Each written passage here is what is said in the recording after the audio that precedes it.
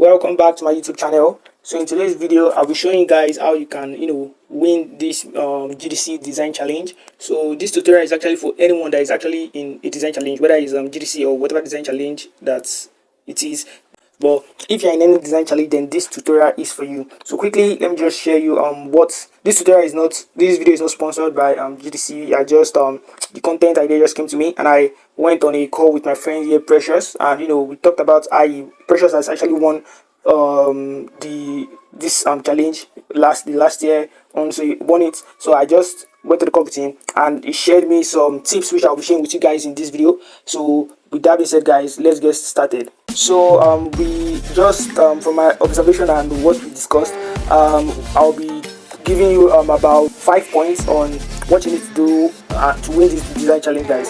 So let's get right into it. So the first one, which is here, is actually the page optimization, which is this. As you can see, Precious from this page already, you can see, just I don't even need to zoom in, you can read clearly that this is already in the challenge. You can see it's my GDC experience. So you need to have a design pattern, whatever it is. I'll actually leave the links to people that actually won the last design challenge, so you can actually see how their page was optimized. But I actually preferred Precious one was consistent with it, so that's why actually I'm using Precious Instagram page for this tutorial. So this is it. As you can see, you need to have a design style, because let me quickly show you what I'm talking about. If you come to my page here, I actually did design challenge together with Precious at that time last year, so you can see this is it. But you can't know that I'm actually in the design challenge because my page is just scattered, it's not organized. You can't actually know that I'm in the design challenge. But right here in Precious page, you can see it's in the design challenge. And one of the things he said that you follow a particular design style when doing this. The main thing is just let your cover be organized and follow a particular design style.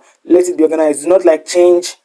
Today you're using this particular side. You can see the patterns are in exactly the same place, and you should know that you can actually create this cover in a day. Yes, that's right. Since the pattern are fixed, let's just take a look at one. The pattern are fixed. You can see the pattern are fixed. So all you need to do is just, if you are following this format, is all you need to do is just change the week, whatever week it is, week 2, day 2. You understand what I mean? Or you just need to change the day for that particular challenge. So once, if you're using Pixellab, you know that you can save your file as a project. So you can just if you can't do everything in a day, at least you should start with something, and you should know that it will kind of, some of you might actually want to go back and do this, but it might be kind of, your page might be looking awkward, but you can still do it, because since now that when you're watching this tutorial, you should know you're no longer in day 1, so time has actually gone by. So I'll just say, if you still want to do the make your page optimized like this, you can still go ahead.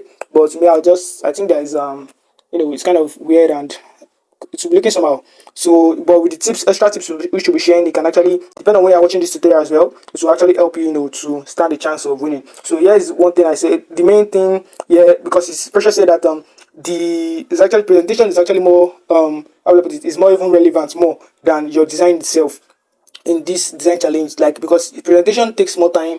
Of course, it takes more time to present your work, because you have made research from various platforms, and by doing that also you are being considered, because you put in the work done to just design itself. So presenting your work, mainly this front page I'm actually talking about, this front pages will give you a chance to stand out. Like I said, you can create all this in a day. So all you need to do is, you can see them from here. This is day 3, this is day 2, just like that. This is day 1. So you can actually change the numbers. You can follow your own design style. You can follow your own design style. So that is that for you to optimize your page. And when you're uploading your work, make sure this is at the front page, because there's no point in you creating it and then you are now leaving it at the last page. Make sure this is at the front page. If you want to do this, let it be at the front page. So that's for the first optimization, that people will actually know you're in the design challenge. So the next one here, I'll say it is good design itself.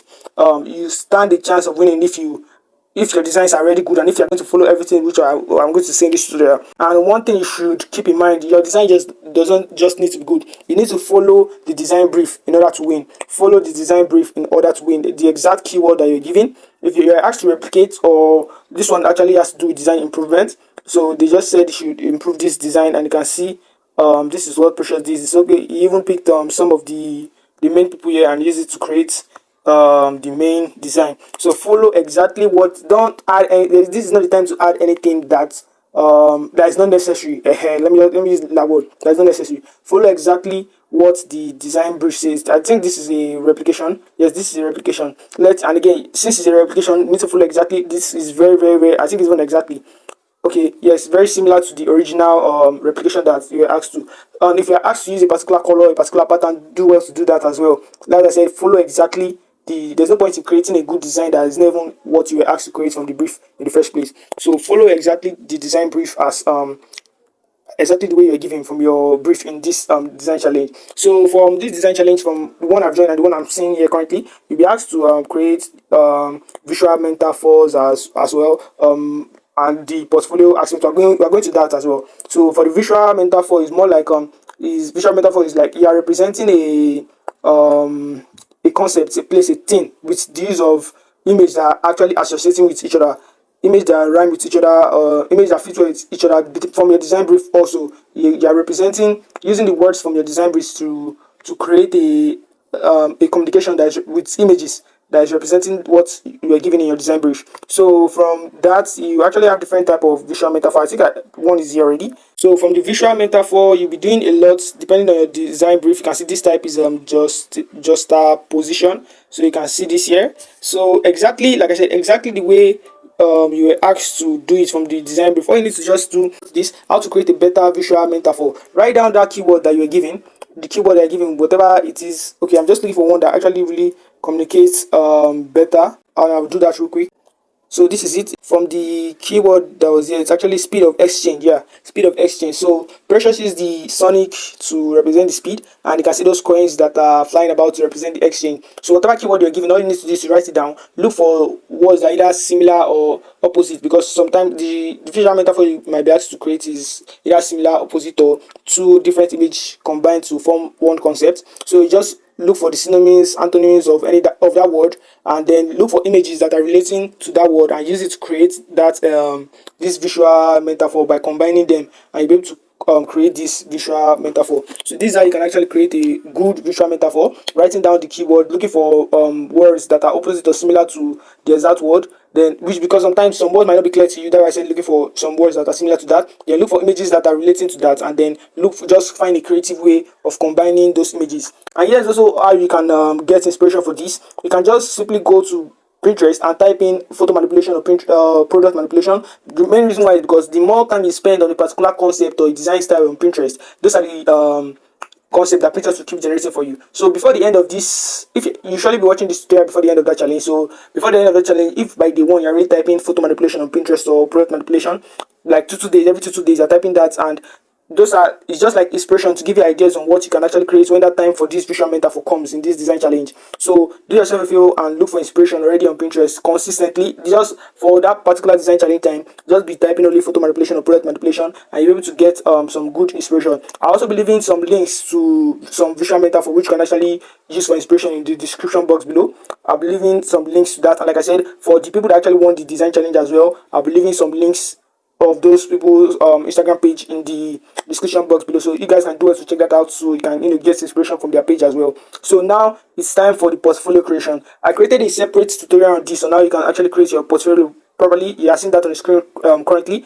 And the let me just I don't know if you might, this is last year the way they were asked to create their portfolio, but I don't know if that will be the same for this year, actually, whatever year you're watching this tutorial. But the main thing is that you're going to be creating a portfolio. So for the first part of the portfolio creation, you'll be asked to create platforms for creating your portfolios. You're going to research that. You research it online. So you're just, the main thing here is to look for platforms that you can use to create your portfolio. And here's one thing: do not just upload pictures. Like, once you have gotten platforms to create your portfolio, like number one is Behance. You just uploaded Behance picture, move to the next slide. Just at least take your time to talk a little bit about that Behance. You can see what Precious did here. You can see that. You can see that. You can see that. Like I said, the first thing which we did was to create platforms for creating our portfolio, and the next one is portfolio that you can actually model for your brand, so that you would like to use for your own brand, your own portfolio. So you research whatever platform you're using. You'll be seeing some names on the screen now.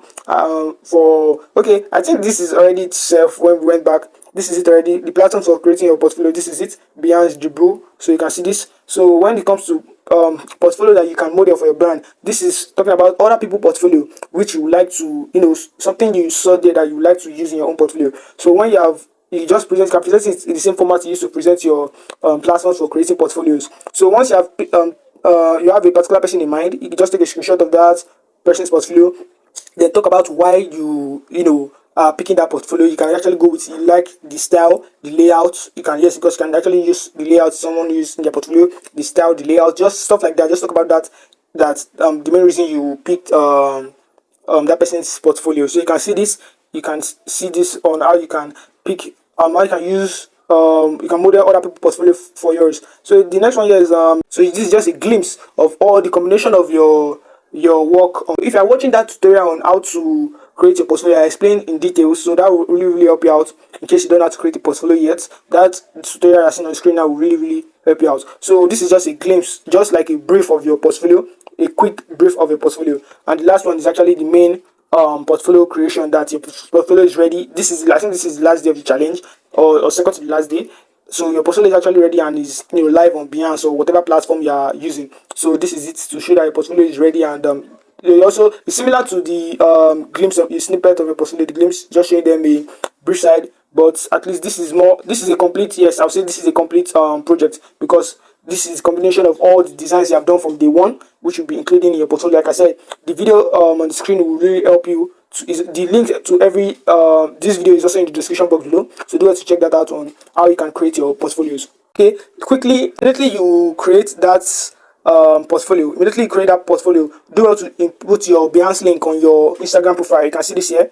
You can see this here. You can see this here. You can see this Behance link. Immediately you have gotten to your, or even once they want to start for the design challenge, you can just go do to create your Behance account and upload your Behance link on your own profile. So, you know, once you upload your work right here on Instagram, and you say your portfolio is live on Behance, people can click on the link in your, okay, yes, you can see this.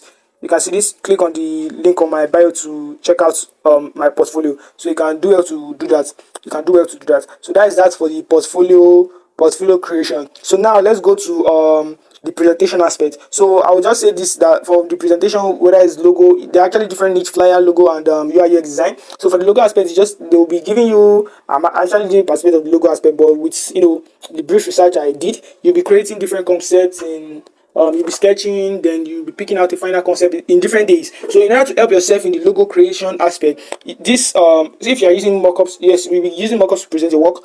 This tutorial you're seeing on the screen, the link is on the description, is in the description box below. So the thing that will help you here, even for the flyer design aspect or any challenge aspect, is to download all the resources you would like to use for that design challenge on time. Once you've downloaded all this, you will have a different style to present your work. I'm using logo example for this very well. You have a different style to present your work, because immediately you present the work, people will surely ask you for your mockups, that the mockups you used. So by the time you share them one particular mockup, the people that didn't use that mockup that Monday will use it the next day. So the next day you're going to use the next mockup from this tutorial, which I've actually downloaded. Since this like you can see the number of mockup on the screen already. So you use different mockup to, you know, to just like stand out, because everyone will be using the previous mockup you have used the day before, while you'll be using new mockups until your mockup is actually exhausted. And use mockups that are actually related to your design brief. Do not just how should I put it? Just use something that is very related. Do not use meaningless mockup. Yes, do not use meaningless mockup. Use mockups that are related to your design brief. And for the presentation aspects also, okay, the same thing comes to flyer design aspect. You can present your works with mockups as well. So you can see some flyer mockups. The link for this also is in the description box below, so you can do well to check that out. So now let's go to how you can actually win the design challenge, the main thing which you have actually been waiting for, how you can actually win the design challenge. So from what Precious said is that the main way you can actually win this design challenge is by joining the VIP. But he also says something that someone that was not in the VIP almost won the design challenge because of our presentation, and mainly I think it's, yes, mainly our presentation. So if you might not be in GDC, you might, like I said, the Canva or whatever other challenge you might be, this rule might not be applied to you guys. So you got, but if you have watched this tutorial to this point, then congratulations. So because you are going to actually stand a chance of winning. You're going to stand a chance of winning by saying everything which I've mentioned, from the page optimization, the good design itself, creating visual metaphors. Okay, that is actually, if you're doing that, your portfolio creation as well, and your presentation. So, but there's a chance. He said that there's a chance that you can actually win even if you're not in the VIP and you apply all these that I've mentioned in this challenge. And one more thing also is that you should get serious with the challenge, with the mentality, the mindset that you actually want to win. Because if you actually have the mindset that you want to win, that is why you're watching this tutorial, and that is why you're going to be doing everything we have actually said in this tutorial. And there's an advantage for the GDC aspect now. There's an advantage for you guys. If you join the GDC, the VIP, you have the grace to submit the next day. If not submit the tax this particular day, but this has disqualified you already, because people actually submitted that day, and you are submitting the previous day tax in the next day. So this is actually like that disqualified you from winning, because you are submitting late every time. And you should know that if you are in the normal challenge and you don't submit that day, that exact day, you are going to be eliminated.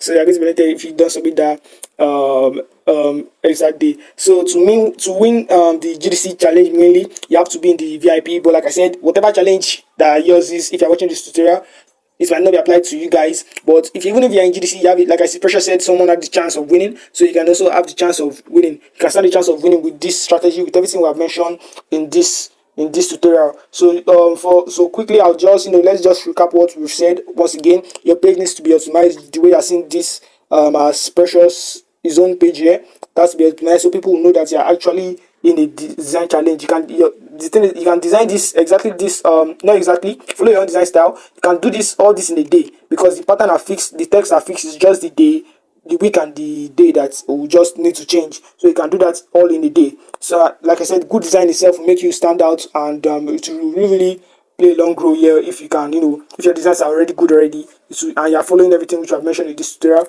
you stand a chance of winning. Creating better visual metaphor if you are in if you're in GDC, exactly. Like I said, I'll be leaving some links to some visual metaphors in the description box below. I'll label everything properly as I've said in this tutorial, so you'll be able to get access to all that.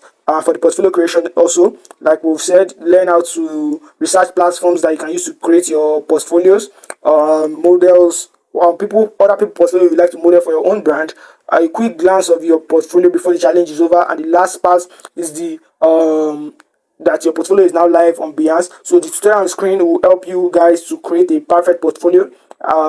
You do have to check this tutorial out. The link is also in the description box below. So that is it for that, guys. That is it for that. So I would like to say thank you guys for staying to the end. Thank you for checking out this video, and I hope that with everything I've said, you'll be able to apply this, and you stand a chance of winning the Miunify Design Challenge. And I wish you good luck in this design challenge. I really wish you luck in this design challenge. So thank you guys for staying to the end. Thank you so much for staying to the end. I'll see you guys in my next tutorial.